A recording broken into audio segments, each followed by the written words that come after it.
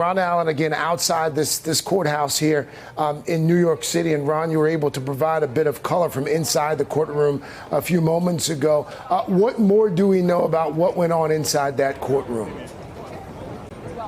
Well, Craig, it was just a very emotional session. This entire trial, even before this, was just really heavy with emotion. Remember, these women who accused Weinstein came forward, perhaps somewhat reluctantly. It had been quite an ordeal in the public spotlight. Their lives were turned inside out. But during the session, the sentencing session, Mimi Haley was very emotional. She was in tears, talking about how manipulative Harvey Weinstein was, how it was excruciating for her, and how she feared retaliation if she ever came forward and revealed or complained about what he had done to her. Jessica Mann talked about how Harvey Weinstein took advantage of her, how fighting him off when he was attacking her was not possible, how she felt dominated by him, how this was just an unbearable pain that she was going through all this time. And remember, during the trial, there were a total of 6 women who were essentially telling the same story day in and day out.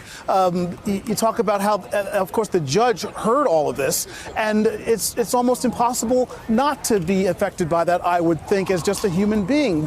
And, of course, everyone is very mindful of what's going on outside the courtroom, the Me Too movement.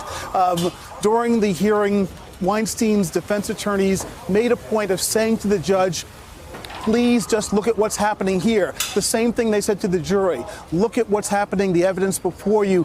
Please do not consider what's going on outside. The defense said that Weinstein never got a fair trial, that there was no way that he could possibly get a fair trial, given the Me Too movement, given all the emotion surrounding this case. So that's the broader context in which this sentence was handed down and the convictions were handed down. Again, just a very powerful, emotional time. We hope now to hear from the prosecutors as they come out.